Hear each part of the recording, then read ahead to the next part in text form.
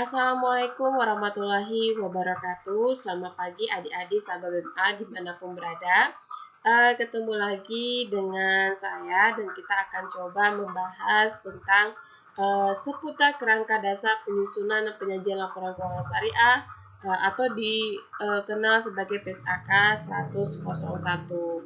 Nah, kita akan coba lihat ya. Pertama sekali kita akan coba memahami siapa saja sih pemakai laporan keuangan syariah. Nah, yang pertama itu adalah investor. Ya, seorang investor itu akan membutuhkan laporan keuangan syariah karena mereka ingin melihat ya nantinya uh, mereka itu memiliki hak gitu ya untuk seperti memutuskan apakah akan membeli satu saham gitu ya, menahan atau menjual investasi yang mereka miliki, dan untuk juga melihat seperti apa nantinya penerimaan dividen yang uh, akan mereka terima gitu ya, seperti apa penerimaan dividen yang akan diberikan kepada mereka gitu. Nah, kemudian ada si pemilik dana card. Pemilik dana card ini juga akan membutuhkan laporan keuangan syariah untuk mengetahui apakah dana card itu adalah pinjaman tanpa keuntungan. Jadi diberikan pinjaman tapi tanpa memperoleh keuntungan. Dan ini mereka membutuhkan informasi laporan keuangan untuk melihat atau mengetahui apakah nantinya dana card itu dapat dibayar saat jatuh tempo atau tidak. Jadi itu bisa dilihat dari laporan keuangan syariahnya. Jadi bisa dilihat dari laporan keuangan si entitas. Nah, kemudian nantinya mereka akan memutuskan apakah akan memberikan pinjaman atau tidak gitu ya. Kemudian pemilik dana sirkah temporer ini juga mereka akan menggunakan laporan keuangan syariah untuk pengambilan keputusan pada investasi yang berikan tingkat pengembalian yang bersaing dan aman. Jadi mereka ingin melihat kira-kira ketika mereka sebelum mereka memutuskan untuk melakukan investasi, mereka akan melihat laporan keuangan, bagaimana sih tingkat pengembalian yang akan mereka terima nantinya, apakah bersaing atau tidak, dan kemudian apakah aman jika mereka melakukan penanaman modal di entitas tersebut. Nah, kemudian pemilik dana titipan ini ia membutuhkan laporan keuangan itu sebagai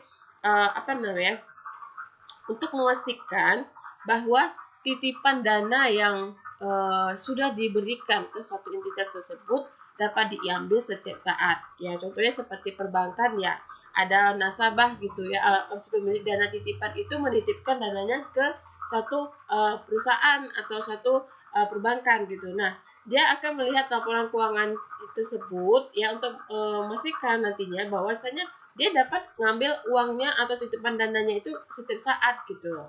Tanpa harus ada proses yang susah atau sulit gitu ya. Jadi mereka akan melihat laporan keuangannya. Kemudian siapa lagi yang membutuhkan? Ya, pembayar, penerima dan penerima zakat, infak, sedekah dan wakaf. Jadi si pembayar dan si penerima zakat, infak, sedekah dan wakaf ini juga membutuhkan laporan keuangan syariah. Kenapa? Karena bagi si pembayar dia akan ingin mengetahui nih kira-kira nanti dana yang sudah diberikannya itu akan salurkan kemana saja, kepada siapa saja, kemudian untuk apa saja. Dan kemudian bagi si penerima juga membutuhkan informasi laporan keuangan ini untuk melihat atau mengetahui dari mana saja nih sumber-sumber dana yang mereka terima, atau siapa-siapa yang memberikan dana ya yang akan mereka terima tersebut ya dalam bentuk zakat, infak, sedekah dan wakaf. Kemudian pengawas syariah, ya seorang pengawas syariah justru sangat membutuhkan laporan keuangan syariah untuk menilai terkait dengan kepatuhan si entitas itu dalam pengelolaan lembaga syariah terhadap apakah sudah sesuai dengan prinsip-prinsip syariah yang telah diatur atau sesuai dengan kebijakan-kebijakan syariah yang sudah ditetapkan. Ya, itu tujuan si pengawas syariah membutuhkan laporan keuangan. Nah, karyawan juga membutuhkan informasi laporan keuangan untuk apa? Untuk memperoleh informasi tentang stabilitas dan profitabilitas dari suatu entitas syariah. Ya, ketika ternyata laporan keuangan si entitas itu bagus, ya kondisinya dalam keadaan bagus, pasti kalian merasa nyaman dan merasa aman karena tidak perlu memikirkan atau tidak perlu khawatir akannya kesejahteraan bagi dirinya saat dalam bekerja.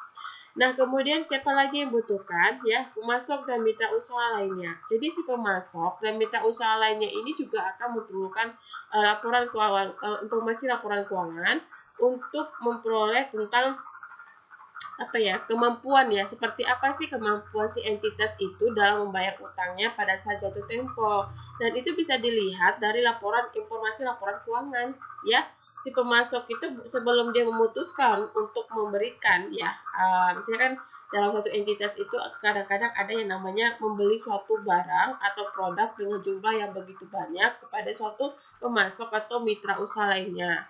Nah, kadang-kadang kalau sudah jumlahnya banyak atau besar, itu pasti dia akan membayarnya secara tidak tunai, pasti akan dibayar secara kredit. Nah, ini si pemasok atau mitra usaha lainnya itu, mereka akan terlebih dahulu melihat laporan keuangan untuk meyakinkan bahwasanya si entitas tersebut bakal bisa membayar utangnya nanti pada saat jatuh tempo. Nah, kemudian si pelanggan juga butuh informasi laporan keuangan untuk memperoleh ya informasi tentang seperti apa sih kelangsungan hidup entitas syariah tersebut gitu ya kan. Kalau misalnya laporan keuangannya bagus gitu ya, dalam keadaan kondisi usaha tersebut laba, kemudian posisi keuangannya juga bagus gitu kan. Nanti sebagai seorang pelanggan terhadap entitas tersebut merasa ya ternyata ini perusahaan nanti kan bakal terus berlangsung ya, berjalan sampai kapanpun gitu kan, dan mereka akan merasa nyaman juga sebagai seorang pelanggan terhadap produk yang dihasilkan si entitas tersebut, termasuk seperti dalam dunia perbankan ketika ternyata laporan keuangan si perbankan tersebut dalam keadaan kondisi yang baik, terus tentu saja si nasabah ya sebagai pelanggan dalam apa namanya si nasabah itu sebagai pelanggan dalam menggunakan fasilitas atau produk-produk yang produk-produk yang ditawarkan oleh si perbankan, maka dia akan merasa oh nyaman gitu, merasa aman tanpa khawatir. Kenapa? Karena kelangsungan hidup entitas syariah itu akan terjamin gitu ya, karena kondisi keuangannya juga stabil gitu. Nah, kemudian siapa lagi yang butuhkan? Pemerintah. Pemerintah juga membutuhkan informasi laporan keuangan si entitas syariah. Buat apa? Untuk memperoleh informasi tentang aktivitas si entitas syariah itu ngapain aja sih gitu ya kan. Nah, kemudian nanti dia gunakan seperti untuk menghitung ya, untuk mengetahui perhitungan perpajakannya gitu si entitas tadi. Kemudian seperti dan selain itu untuk mengetahui hal-hal lainnya lah seputar dengan kebijakan-kebijakan yang memang sudah ditetapkan oleh pemerintahan gitu ya, atau pemerintah terhadap entitas yang berbasis syariah gitu. Nah, yang terakhir adalah masyarakat. Masyarakat juga membutuhkan informasi laporan keuangan itu untuk memperoleh ya tentang kontribusi ya, untuk memperoleh informasi tentang kontribusi entitas itu terhadap masyarakat dan negara. Jadi kira-kira itu nanti apa namanya ya, entitas itu ketika diberikan itu apa manfaatnya untuk masyarakat gitu ya, yang ada di sekitar lingkungan entitas tersebut. Nah, ketika nanti ternyata dilihat laporan keuangan si entitas syariah tersebut bagus, otomatis kan si entitas itu akan memberikan ya, pasti akan ada memberikan kontribusi terhadap masyarakat-masyarakat yang ada di sekitar lingkungan entitas tersebut. Nah, bisa jadi dia ketika ada kegiatan yang dilakukan si masyarakat di sekitar, maka mereka akan memberikan apa misalnya bantuan gitu ya, untuk mendukung atau mensupport kegiatan yang ada yang dilakukan oleh masyarakat di sekitar. Dan termasuk negara juga gitu ya kan, ketika laporan keuangan entitas syariah tadi ternyata dalam kondisi yang baik terus setiap tahunnya, maka ini akan mengakibatkan dampak positif bagi perkembangan atau kemajuan negara. Oke, nah itu adalah penjelasan terkait siapa-siapa saja yang akan membutuhkan atau yang menggunakan informasi laporan keuangan syariah. Nah, kemudian kita akan melihat tujuan laporan keuangan ya, yang pastinya tujuan laporan keuangan syariah gitu ya. Nah, secara utama atau secara umumnya laporan keuangan itu ya tujuannya adalah untuk menyediakan informasi yang berkaitan dengan seperti apa posisi keuangan entitas, kemudian seperti apa kinerjanya, serta seperti apa perubahan posisi keuangan suatu entitas syariah yang bermanfaat bagi sejumlah besar pemakai dalam pengambilan pengambilan keputusan ekonomi gitu. Jadi itu adalah tujuan utama atau tujuan pada umumnya dari laporan keuangan.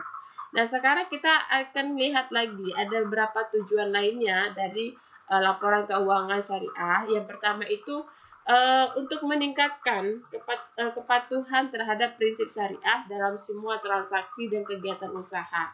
Jadi dengan menyusun laporan keuangan tersebut, ini akan pastinya otomatis ya itu akan meningkatkan ya untuk bisa mengontrol ya kepatuhan terhadap prinsip-prinsip syariah dalam semua transaksi atau kegiatan usaha yang dilakukan si entitas syariah tersebut. Nah, yang kedua itu apa? Untuk informasi kepatuhan entitas syariah terhadap prinsip syariah serta informasi seperti tentang asetnya, liabilitasnya, pendapatannya, dan beban yang tidak sesuai dengan prinsip syariah bila ada, dan bagaimana perolehan dan penggunaannya. Jadi ini nanti tujuan laporan keuangan itu ya untuk apa tadi sama ya untuk mengetahui informasi kepatuhan entitas syariah terhadap prinsip-prinsip syariah, baik itu berupa seperti informasi aset, liabilitas, pendapatan dan beban.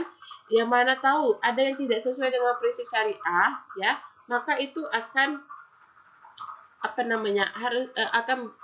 akan diberikan koreksi gitu ya. Dengan tujuan dengan laporan keuangan itu kita bakal bisa melihat itu.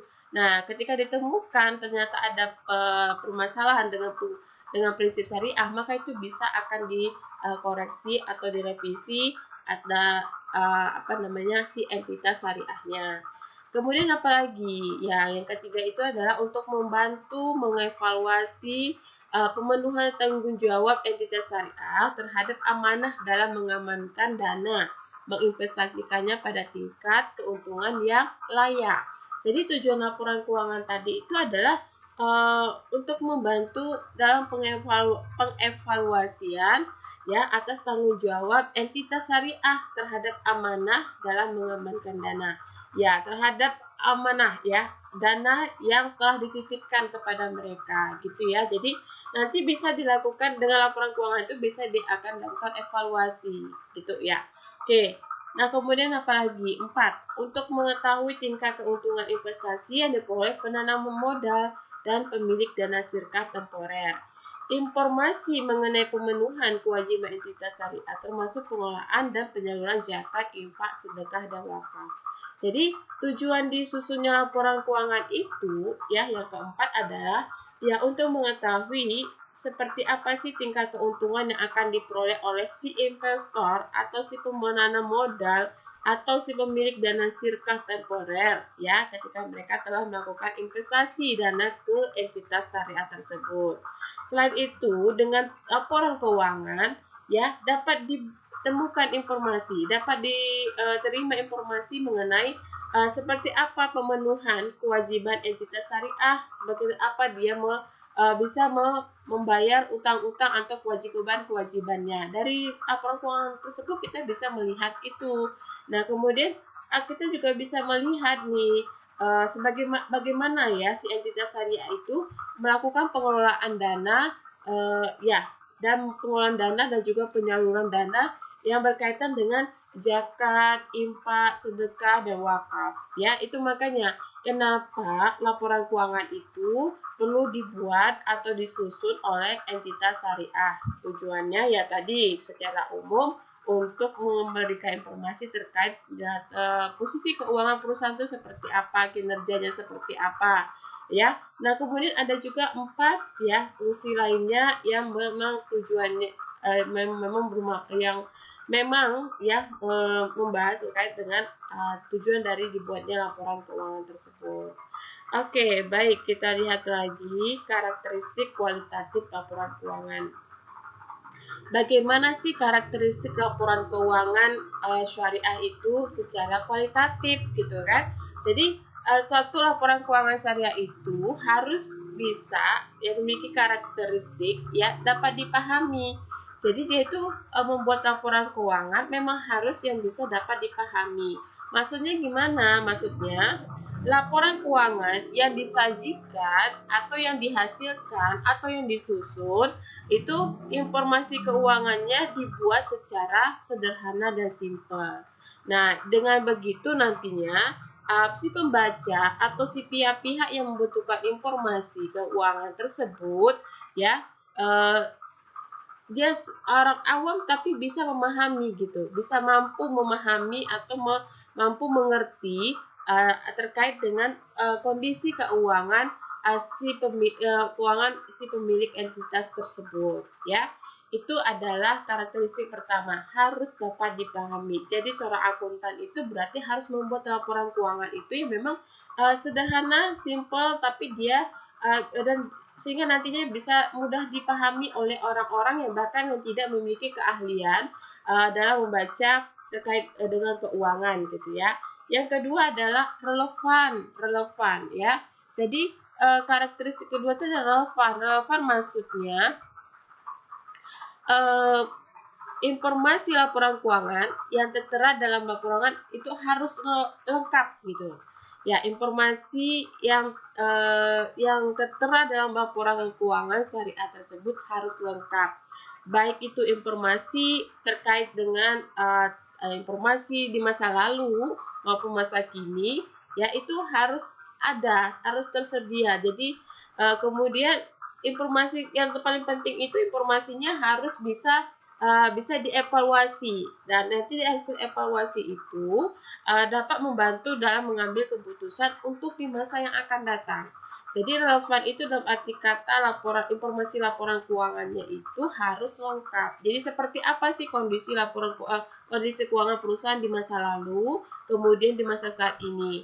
Nah, dengan cara itu nantinya akan bisa diambil kesimpulan atau mengambilkan keputusan untuk apa sih yang harus kita lakukan di masa yang akan datang atau di masa depan.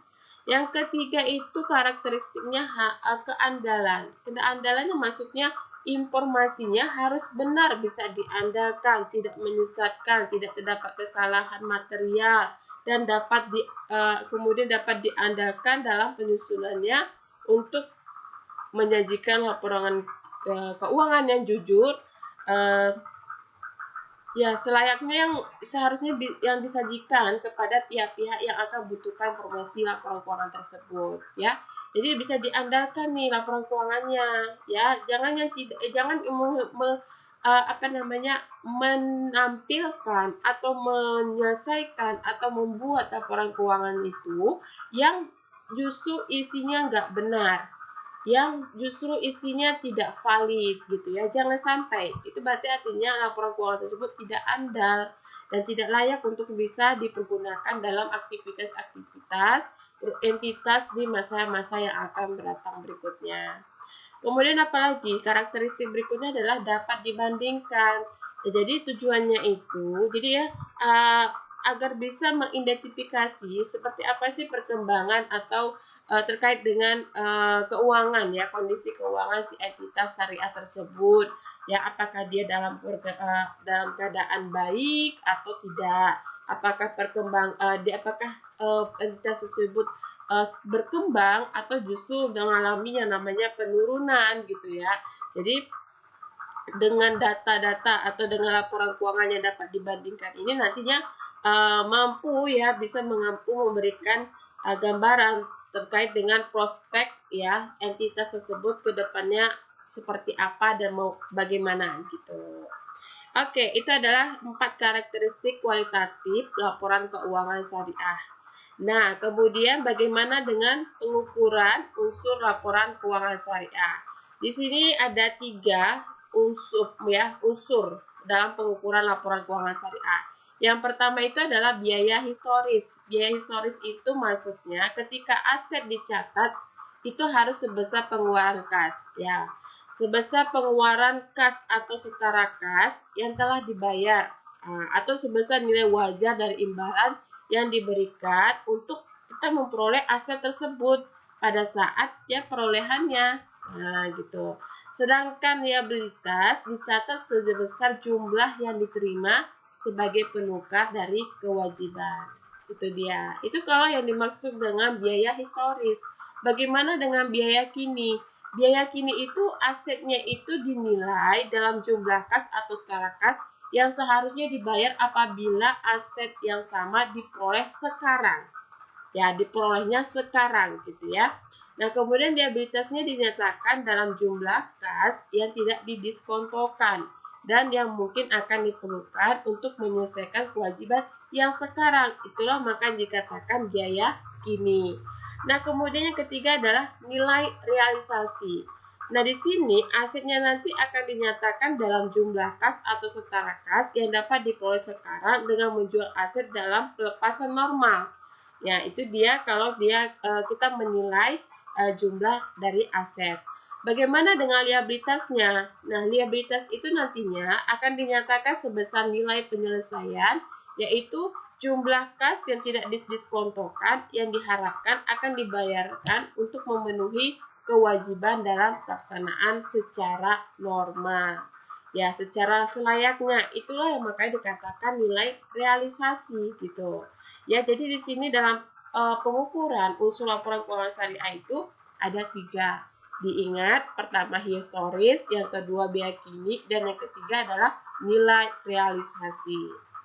Oke, kemudian kita akan melihat bagaimana dengan laporan keuangan yang dimiliki, yang harus disiapkan oleh entitas syariah. Jadi di sini ada 9 ya, 9 item yang memang harus disediakan oleh laporan keuangan entitas syariah. Nah, yang perlu kita ketahui terlebih dahulu ya, laporan keuangan yang ini disajikan emang untuk entitas yang melakukan transaksi syariah pada anggaran dasarnya. Ya, kemudian terminologi PSAK ini digunakan oleh entitas syariah yang berorientasi laba. Jadi kalau dia memang tidak berorientasi laba, nanti disesuaikan saja mana-mana yang memang tidak difungsikan atau tidak berkaitan dengan transaksi atau kegiatan usahanya, maka tidak perlu dibuat gitu ya. Nah, laporan keuangan entitas syariah itu pertama dia harus menyusun laporan posisi keuangan pada akhir periode. Ya, kemudian laporan laba rugi dan penghasilan komprehensif lain selama periode gitu ya, selama periode berjalan. Kemudian apalagi laporan perubahan ekuitas selama periode. Jadi harus juga disediakan ya laporan perubahan ekuitas selama periode. Keempat itu apa? Laporan arus kas selama periode juga, selama periode masih berjalan gitu ya, atau berlangsung. Nah, laporan sumber dan penyaluran dana zakat selama periode.